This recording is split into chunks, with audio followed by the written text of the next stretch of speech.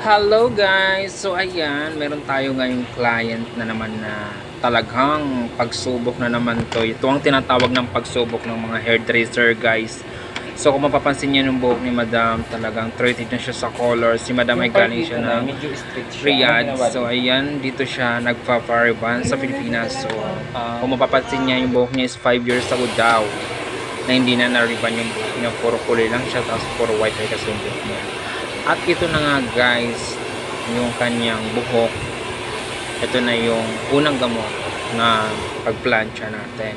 So guys, ang ginawa ko pala sa kanya is rebond with Brazilian Botox with color. At ito na nga ang kanyang inaabang-abangan guys. So ito na yung kanyang final.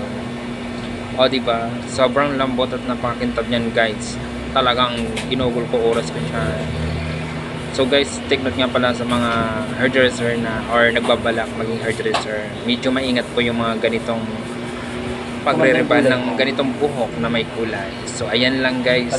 Susunod na ulit na video, magbibigay tayo ng try. Thank you for watching guys.